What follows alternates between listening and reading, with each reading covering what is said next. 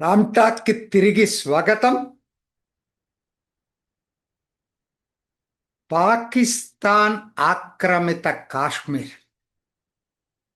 వాస్తవానికి అది పాకిస్తాన్ ఆక్యుపైడ్ జమ్మూ కాశ్మీర్. వాళ్ళు దాన్ని ఆజాద్ కాశ్మీర్గా, ఆజాద్ జమ్మూ కాశ్మీర్గా పిలుచుకుంటున్నారు. దానికి ఒక ప్రధానమంత్రి, అధ్యక్షుడు, అసెంబ్లీ, జ్యుడిషియరీ అన్నీ ఉన్నాయి అక్కడ.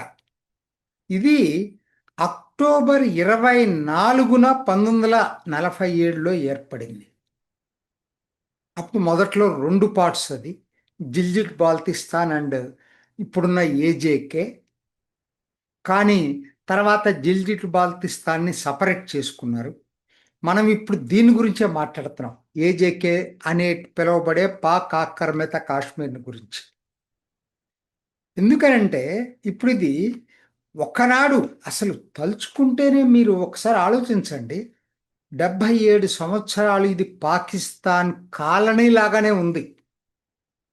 పేరుకు స్వతంత్ర దేశం. పాకిస్తాన్ ఏం చెప్తే అది ఆడేది. పచ్చి భారత్ వ్యతిరేక పోకడలు, స్లోగన్స్ అన్ని చేసేది. పాకిస్తాన్కి ఎక్స్టెండెడ్ స్టేట్ అది. పరిస్థితులు మారినాయి. వాళ్ళకి భారత్లో జమ్మూ కాశ్మీరు ఎలా అభివృద్ధి చెందుతుందో చూస్తూ ఉన్నారు.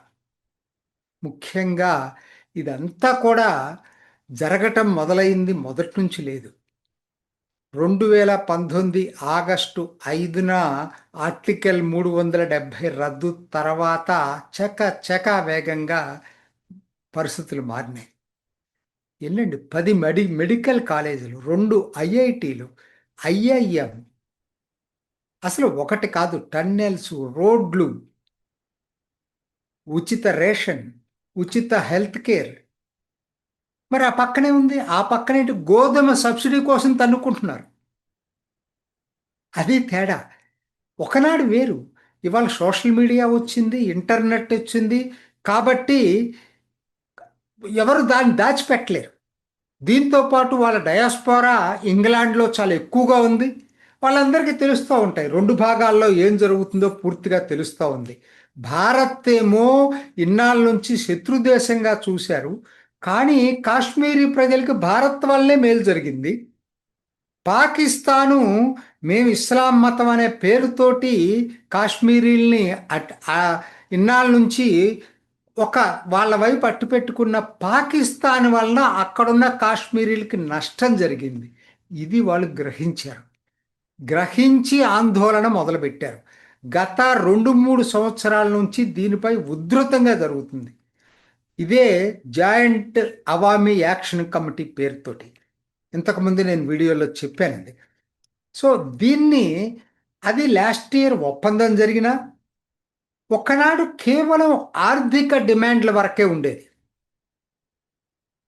ఆర్థిక డిమాండ్ల నుంచి గత 10 రోజుల ఆందోళనలో క్రమక్రమంగా మారుతూ ఇవాళ రాజకీయ డిమాండ్లకు వచ్చేసింది.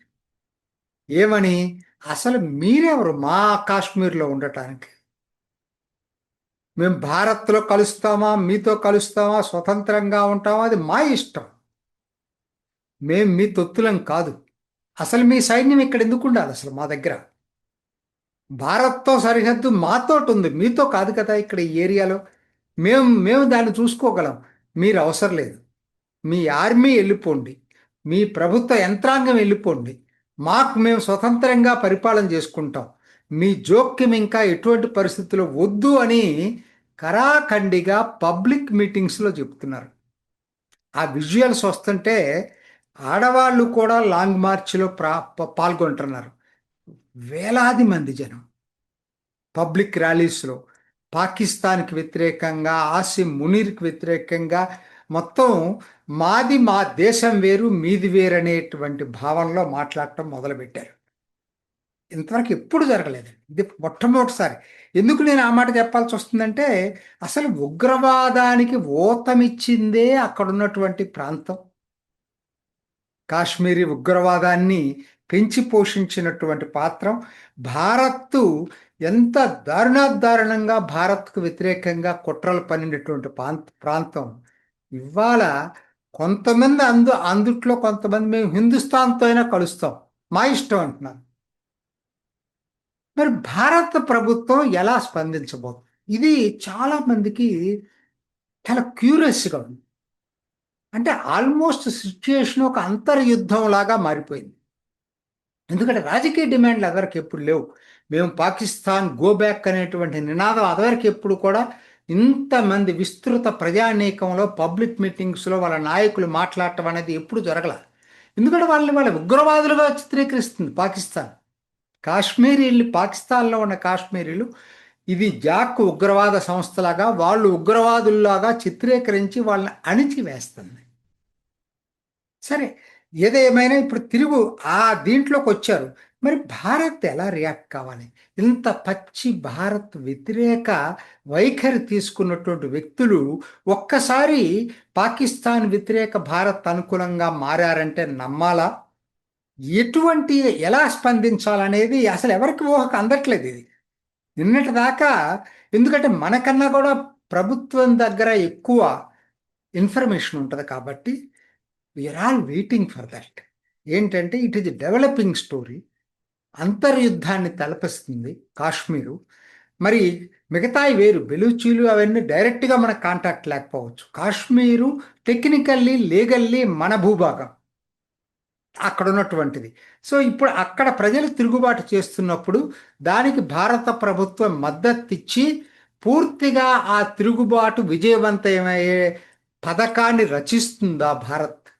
చూడాలి. ఇది డెవలపింగ్ స్టోరీ.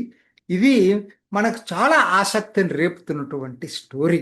అంటే మనం కలలు గన్న ఐక్య కాశ్మీరు భారత్లో భాగంగా చూడబోతున్నామా అంటే ఏమో, చూడొచ్చేమో అని అనిపిస్తా ఉంది. ఇప్పుడు చూద్దాం ఏం జరుగుతుంది. ఇది ఈనాటి రామ్ టాక్. ఇంకొక ఎపిసోడ్లో మళ్ళీ కలుసుకుందాం. నమస్తే. చూసారు కదండి, మరి ఈ వీడియో కనుక మీకు నచ్చినట్లయితే ఒక లైక్ కొట్టేసి మీ అభిప్రాయాన్ని కూడా కామెంట్ బాక్స్లో తెలియజేస్తూ ఇలాంటి ఇంట్రెస్టింగ్ అప్డేట్స్ కోసం మా ఛానల్ని సబ్స్క్రైబ్ చేసుకోండి.